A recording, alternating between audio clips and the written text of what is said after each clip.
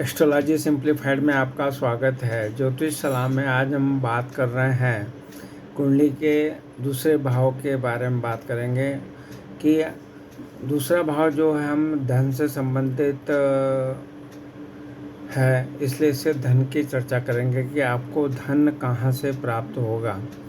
तो इसको जानने के लिए हम जब भी आप लग्न कुंडली का विश्लेषण करें तो आप देखें कि लग्न का स्वामी कहाँ बैठा हुआ है। अगर लग्न का स्वामी पहले भाव में बैठा है तो आपको अपने खुद के एफर्ट से धन कमाना पड़ता है, तो आपका जितना एफर्ट लगाएंगे आपको उतना धन प्राप्त होगा। अगर दूसरे भाव का स्वामी दूसरे भाव में ये सौराशि का है तो ये अच्छी स्थिति है और यहाँ पे आप अपना जो कार्य क्षेत्र है, अपने कुटुंब का है, जो भी कार्य क्षेत्र है उसको में अपना धन कमा सकते हैं। ये बैंकिंग का क्षेत्र है तो बैंकिंग से आप धन कमा सकते हैं। इसके बाद में थर्ड हाउस जो है आपका कम्युनिकेशन का है, कमीशन का है, ये इंटरनेट का है, मीडिया का है। तो इस तरह से आप थर्ड हाउस की जो भी गतिविधियों के द्वारा अपना धन कमा सकते हैं।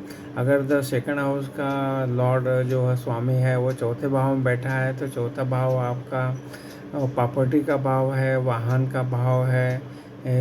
तो इस तरह से आप ये जो चौथे भाव की जो गतिविधियां हैं उनके अनुसार अपने धन को कमा सकते हैं।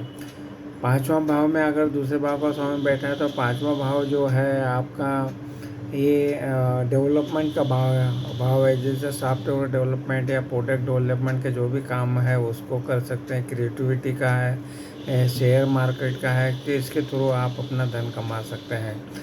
इसी तरह से दूसरे भाव का भाव में छठे भाव में बैठा हो तो ये रोग ऋण शत्रु का भाव है, यहाँ पे डेली रोजगार का भाव है। तो आप जो भी नौकरी है, नौकरी का भाव है तो इनके थ्रू कार्य क्षेत्र में अपना बना सकते हैं। तो इस तरह से आप ऋण दे के फाइनेंस का काम कर सकते हैं।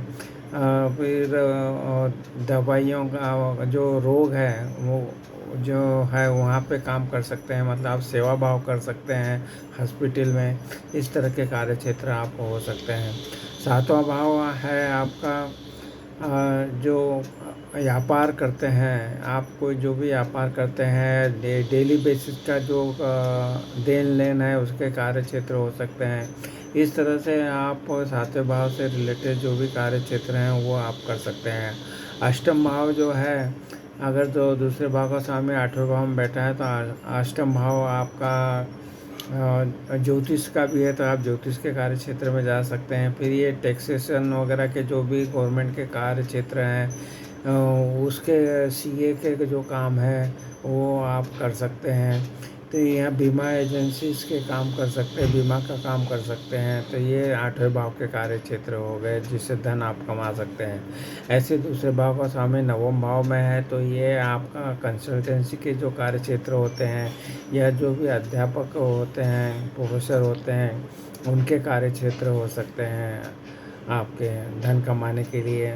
अगर दसम भाव है ये आपका जो कर्म क्षेत्र है, तो आप कर्म के जो भी कर्म करेंगे उसके थ्रू आपका धन आएगा।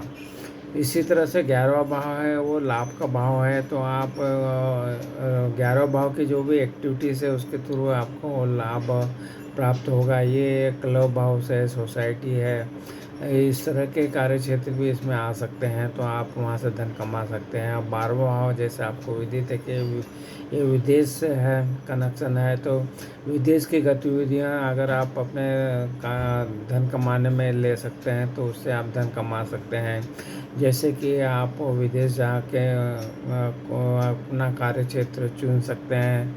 फिर आप कोई फिक्स डिपॉजिट्स वगैरह के द्वारा भी आप अपना धन कमा सकते हैं। इस तरह से जो भी एक्टिविटीज़ 12वें भाव की है उसके थ्रू इंपोर्ट एक्सपोर्ट आदि का भी कार्य क्षेत्र आप करके धन कमा सकते हैं। तो आज हमने जो सरल तरीके से जानने का प्रयत्न किया कि किस तरह से दूसरे भाव का स्वामी अगर जिस भाव में बैठेगा उस भाव से संबंधित अगर आपका कार्यक्षेत्र रहेगा तो आप उसके थ्रू धन जरूर कमा सकते हैं। ये सरल सी जानकारी देने का प्रयास किया। विस्तृत वीडियो देखना चाहते हो तो हमारे जो चैनल एस्ट्रोलॉजी सिंप्लीफाइड वो उपलब्ध वीडियो का भी आप लाभ उठा सकते हैं।